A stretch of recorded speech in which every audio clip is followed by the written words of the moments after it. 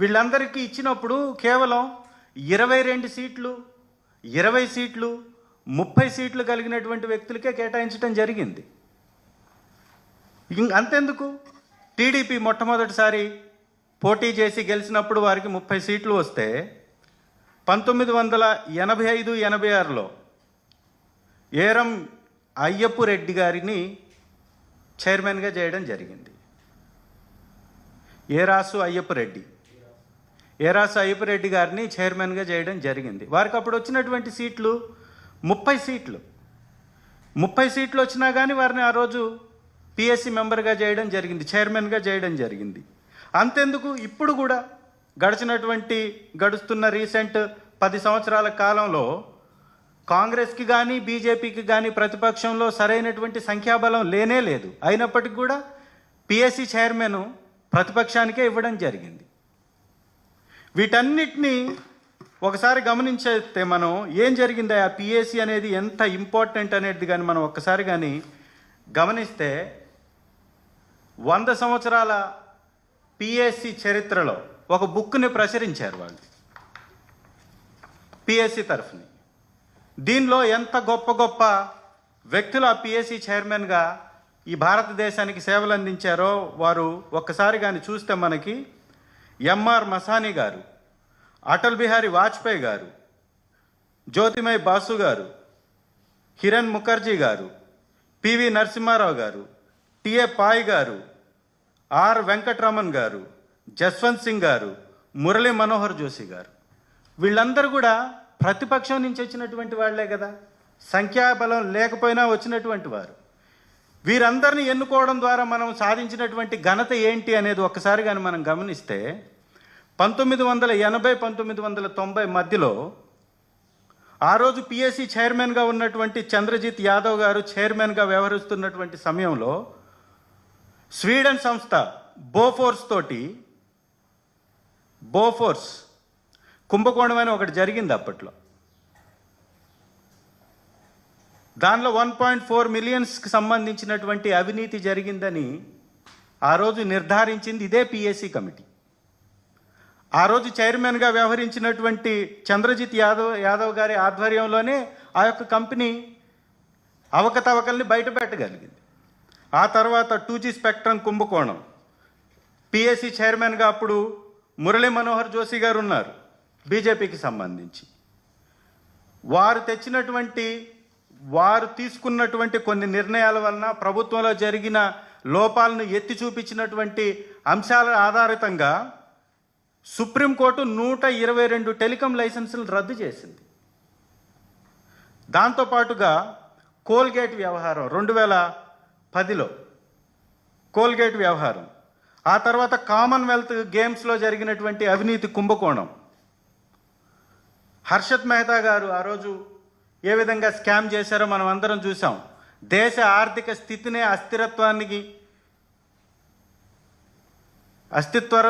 అస్థిరత్వానికి లోబడే విధంగా ఏ విధంగా అయితే ఆర్థిక వ్యవస్థని చిన్నాభిన్నం చేశారో ఆ అవకతవకల్ని పసిగట్టి వాటిని నియంత్రించడానికి కావలసినటువంటి ప్రణాళికని సిద్ధం చేసింది కూడా పిఎస్సి. సో ఇంత చరిత్ర కలిగినటువంటి ఈ యొక్క పిఎస్సి వ్యవస్థని ఈ ప్రభుత్వం ప్రతిపక్షానికి ఇవ్వకుండా ఈ ప్రజాస్వామ్యంలో పిఎస్సి యొక్క పాత్రని గుర్తించకుండా ప్రతిపక్షం యొక్క పాత్రని అవహేళన చేస్తూ ఇవాళ వారు తీసుకున్నటువంటి ఈ నిర్ణయాలు ఏవైతే ఉన్నాయో ఇవి చాలా ఆక్షేపణీయమైనటువంటి నిర్ణయాలు వీరు తీసుకున్నారు. నిజంగా ఇది ఒక సామాన్యుడిని ఈ ప్రభుత్వం ఏ విధంగా మోసం చేస్తుందో, ఈ రాష్ట్రాన్ని ఈ ప్రభుత్వం ఏ విధంగా దోచుకుంటుందో, ఈ రాష్ట్రంలో ఉన్నటువంటి వనరుల్ని ఏ విధంగా ప్రభుత్వం ఖర్చు చేస్తుందో వీటిని నియంత్రించేటటువంటి వ్యవస్థని లేకుండా చేయడం అంటేనే వారి యొక్క దోపిడీకి రాజమార్గం వేసుకోవడం కాకపోతే ఇంకొకటి ఏముంటుంది? పిఎస్సి చైర్మన్గా ప్రతిపక్షానికి ఇవ్వాలనేటటువంటి ఒక సాంప్రదాయం, సంస్కృతి దాదాపు 1967 నుంచి ఈ రోజు వరకు కొనసాగిస్తుంటే ఈరోజు మీరు దాన్ని ఎందుకు ఆపివేసేటటువంటి ప్రయత్నం చేస్తున్నారు? ఒక్కసారి తెలుగుదేశం కూటమి సమాధానం చెప్పగలుగుతుందా? పిఎస్సి సభ్యుడిగా 11 మంది ఉన్నటువంటి వైఎస్ఆర్ కాంగ్రెస్ పార్టీకి సంబంధించినటువంటి సభ్యులకి ఇవ్వకూడదు అని మీరు అనుకున్నట్లయితే నామినేషన్ ప్రక్రియని ఎందుకు మీరు తీసుకొచ్చారు? ఎందుకు మమ్మల్ని 1 గంట లోపల నిన్నటి రోజున వచ్చేసి దరఖాస్తులు ఇవ్వవలసిందిగా ఎందుకు మీరు పిలిపించారు? వచ్చిన తర్వాత మమ్మల్ని అక్కడ కూర్చొని పెట్టి దాదాపుగా 3 గంటలు మమ్మల్ని అక్కడ వెయిట్ చేయించేలాగా మేము ఇచ్చేటటువంటి నామినేషన్ పత్రాలను స్వీకరించడానికి కూడా ఒక వ్యక్తిని కూడా అక్కడ పెట్టకుండా మమ్మల్ని అవహేళన చేస్తూ అవమానపరుస్తూ సెక్రటరీ గారిని పక్కన కూర్చోబెట్టుకొని ప్రభుత్వంలో ఉన్నటువంటి పెద్దలు ప్రజాస్వామ్యంలో ఏమి మీరు చెప్పదలుచుకుంటున్నారు? ఈ వ్యవస్థను ఏ విధంగా దుర్వినియోగం చేయాలనుకుంటున్నారు అనేది స్పష్టంగా మీ చేతల ద్వారా మీరు చెబుతున్నట్టుగా కనపడుతూ ఉంది. అనేక అంశాల విషయంలో ఈ జరిగినటువంటి 6 నెలల కాలంలోనే అనేక అంశాల విషయంలో పెద్ద ఎత్తున అపఖ్యాతిని మూటగట్టుకున్నటువంటి ఈ ప్రభుత్వం వారు చేసేటటువంటి తప్పుల్ని ప్రశ్నించకుండా, వారు చేసేటటువంటి ఈ దుర్వినియోగాన్ని బయటకు రానివ్వకుండా కేవలం తన వ్యక్తులనే ఉంచుకొని వారి ద్వారా ఈ యొక్క ఆర్థిక వ్యవస్థని కొల్లగొట్టే ప్రయత్నం కాదా అని మేము అడుగుతున్నాం. మీరు నిజంగా ఎందుకు ప్రతిపక్షం యొక్క గొంతు నొక్కేయాలని అనుకుంటున్నారు? 2 మంది సభ్యులు ఉన్నటువంటి ఎన్డీఏ కూటమి ఆ రోజు ప్రతిపక్షంలో ఉండి కూడా చైర్మన్ పదవిని దక్కించుకోగలిగితే 11 మంది సభ్యులు ఉన్నటువంటి వైఎస్ఆర్ కాంగ్రెస్ పార్టీకి ఎందుకు ఇవ్వకూడదు? తెలుగుదేశం పార్టీ రీసెంట్గా 23 సీట్లు దక్కించుకున్నప్పుడు 5 మంది సభ్యులు ఆ పార్టీ నుంచి పక్కకు వైదొలిగినా కూడా పిఎస్సి చైర్మన్గా మేము అవకాశం ఇచ్చాం. పయ్యావుల కేశవ్ గారు ఆ రోజు పిఎస్సి చైర్మన్గా వ్యవహరించారు. వారే ఇవాళ ఆర్థిక మంత్రిగా ఉన్నారు. సో ఆ రోజు మేము ఎలక్షన్కి కానీ వెళ్ళినట్టయితే, ఓటింగ్కి వెళ్ళినట్టయితే మీకు చైర్మన్ పదవి దక్కేదా? ఆ రోజు మేము హుందాగా వ్యవహరించాం. ప్రజాస్వామ్యబద్ధంగా ప్రజల వైపున నిలబడి మాట్లాడేటటువంటి ఒక వ్యవస్థగా దాన్ని గుర్తించాము కాబట్టి, గౌరవించాం కాబట్టి ఆ అవకాశాన్ని ప్రతిపక్షానికి ఇచ్చాం. ఈ రాష్ట్రంలో ప్రతిపక్షం అంటూ ఇప్పుడు ఉన్నటువంటి ఏకైక పార్టీ వైఎస్ఆర్ కాంగ్రెస్ పార్టీ.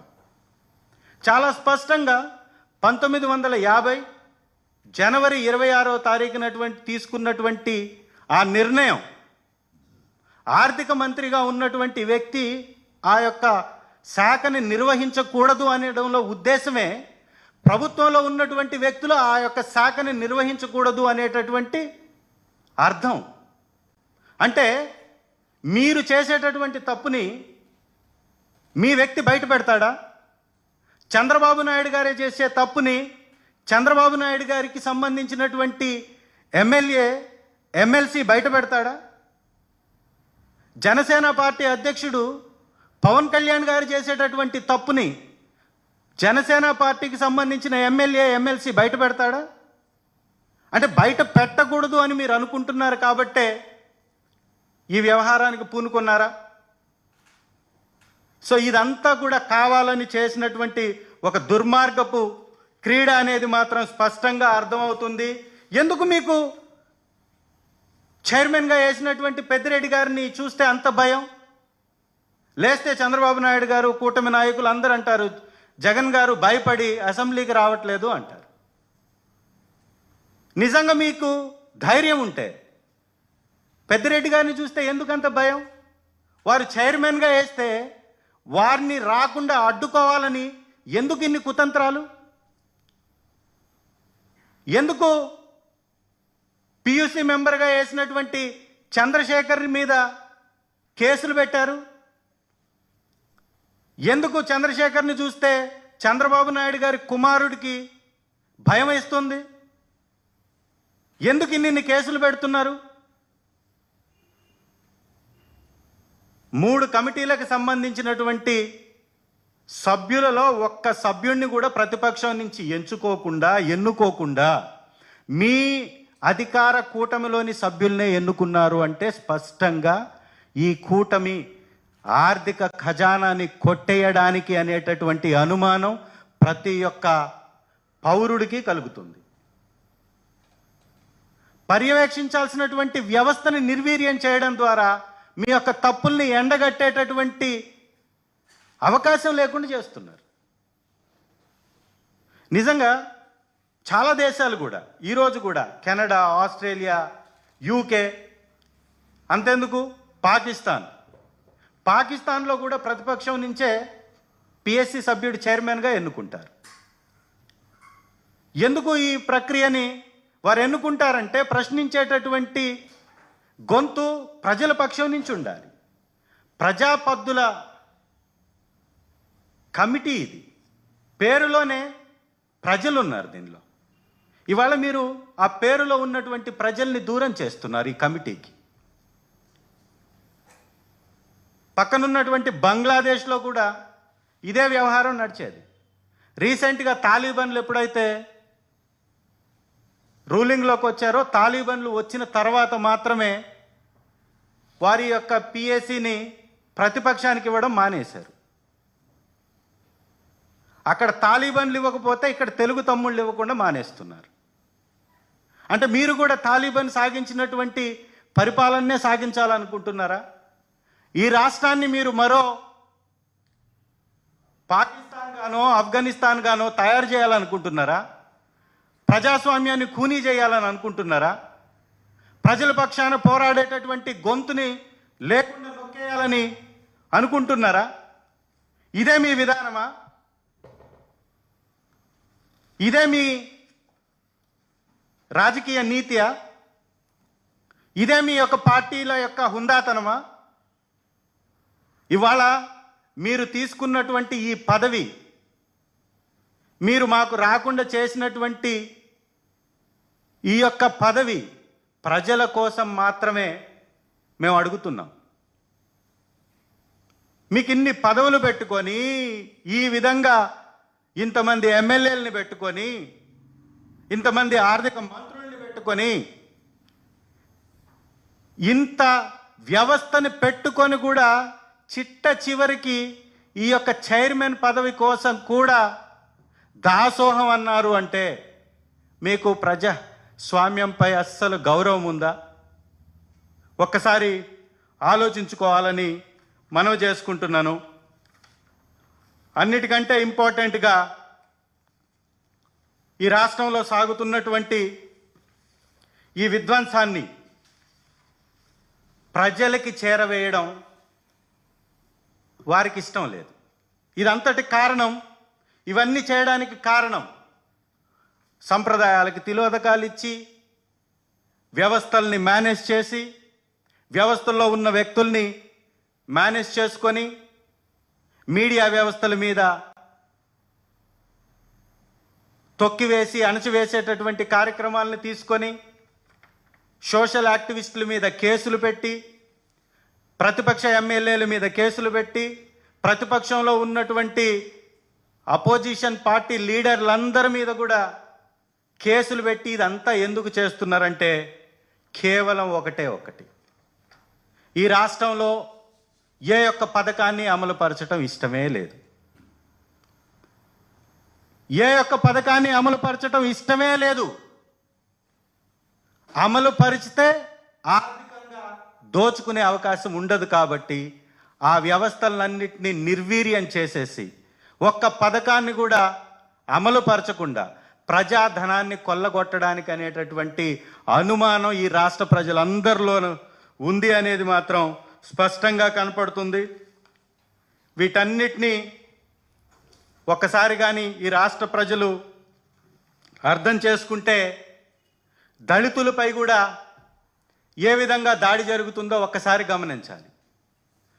దళితులపై, ముఖ్యంగా దళితుల్లో ఉన్నటువంటి నాయకులపై నందిగామ సురేష్ గారు, ఎంపీ గారు, దాదాపుగా సెప్టెంబర్ 5వ తారీఖు నుంచి ఈ రోజు వరకు 2 నెలల పైనుంచి జైల్లోనే మగ్గుతున్నాడు.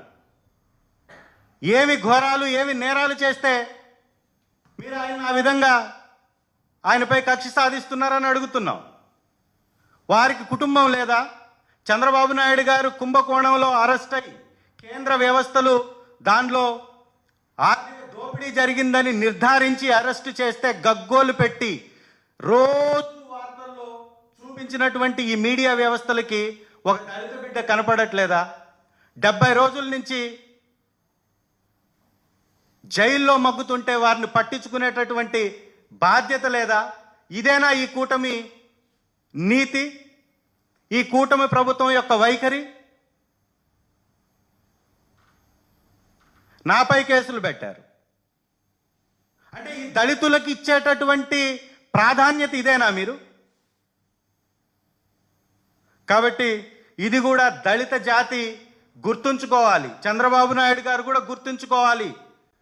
మాదిగ జాతి అంటే మీరు కొంతమందిని పక్కన పెట్టుకొని మీ స్వార్థ రాజకీయం కోసం అపహాస్యం చేస్తూ మాదిగ బిడ్డల్ని ఈ విధంగా హింసించటం, ఇది చాలా పొరపాటు.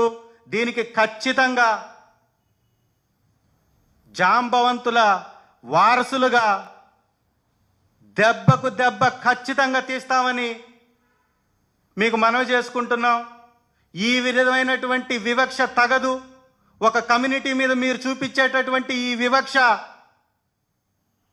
ప్రజాస్వామ్యంలో హర్షించదగ్గది కాదు అనేది కూడా మీకు మనవి చేసుకుంటున్నాను.